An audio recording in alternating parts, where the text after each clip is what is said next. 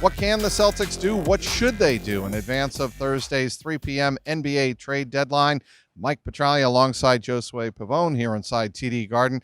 All right, Andre Iguodala goes from Memphis to Miami. That is of note because, of course, the Miami Heat, the way they've played the first two-thirds of the NBA season, they certainly figure to be one of the prime competitors of the Celtics come playoff time. Yeah, they had a tough game against the Celtics, but then they turned around and beat up on the Sixers. Well, just like the Celtics did, I guess. Everyone's beating up on Philly nowadays. But it definitely beefens up, I should say, their defense. Jimmy Butler, now you had Andre Iguodala. Talk about a guy who just sits out, and then now he gets a payday. I mean, the second year isn't guaranteed, but a 2-year deal, $15 million each. I mean, it makes them a lot better. We have to see what's going to happen after the trade deadline. There's still rumblings that they're not done. They got their eyes on Gallinari. A lot of other reports going out there. Just got to make sure you comb through them and see what actually comes true. But, I mean, this obviously adds a big piece for that second unit. Leadership, championship pedigree. Miami Heat, they haven't shown much signs of slowing down. They're going to be a top-tier team in the Eastern Conference. I do like the Celtics' chances against them. I like the matchups. I've seen what we've seen, thus far. But this is going to make them a little bit better. So we have to wait and see how that all unfolds. All right, rim protector has always been something since the start of this season that a lot of critics have thought the Celtics would add at the trade deadline. Many thought that maybe Clint Capella would come, to Boston. That might work its way out. That deal fell through. How much do you think they missed in not acquiring Clint Capella? It's a complicated answer, Trax. I mean, I see why he would have fit here and the what he adds to the Celtics team, but you have to think about what they're going to give up. And you look at the second unit and guys that you would throw into a trade, and I just don't see them having enough, of course, when you're talking about a trade without Marcus Smart. Marcus Smart, in my mind, is so important for this team. You don't trade him.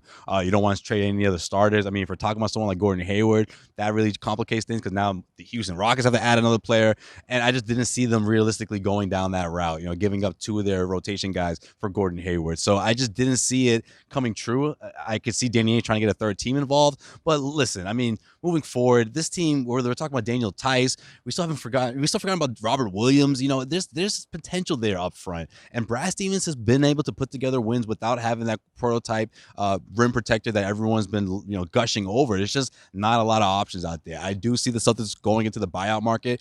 Whether there's a rim protector there or not, I can't seem to think of one that would really help this team. But if we're talking about secondary scorers, I do think there are a couple of options out there. And if we're talking about trades, I mean, Bertans, there's a couple of guys that spread the floor. We could see the Celtics make a splash. But if you ask me, there's probably a good chance that the trade deadline won't come and go, and we won't see the Celtics make a deal. But look out for the buyout market. Well, and, Brad Stevens pointed out Wednesday morning before the Celtics Magic game that he didn't anticipate anything major coming down the pike either. Right. And, you can see these younger guys getting more display here.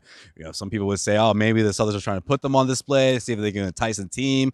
It's too little too late, right? Yeah, I mean, Shemi Ojale has put together a lot of good games in the last 2 weeks or so. Grant Williams has as well. But I'm not quite sure it's enough of a sample size for a team to jump over the counter and say, yeah, give me that guy. Here are some of our players. And I just don't think it's going to work out that way. It's just not that deep of a roster. There's no Terry Rozier, no Marcus Morris here, Well, and the other thing to keep in mind, this reminds me of 2 years ago when the Celtics lost in Game 7 to LeBron and the Cavs in the Eastern Conference Finals, where Celtics pretty much stayed put at the trade deadline. They were happy with the team chemistry. That's what this really strikes me of. It strikes me very similar to the situation 2 years ago. Right, and I think a lot of that had to do with having those players come off the bench, whether we're talking about Terry Rozier, Marcus Morris, bench guys that teams would really like to have moving forward, or were willing to give up, big players and make a deal. So they just don't have that, but chemistry is way more important moving forward.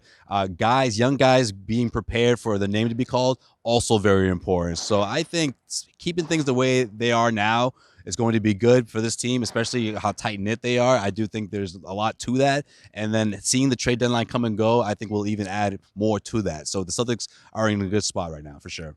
This Garden Report is brought to you by Roman, the digital clinic for men dealing with erectile dysfunction. Go to getroman.com/garden and receive a 20% shipping bonus as well as a free clinic visit. Again, go to getroman.com/garden to receive a free clinic visit as well as free 2-day shipping. Inside TD Garden, I'm Mike Petraglia alongside Josue Pavon, CLNS Media.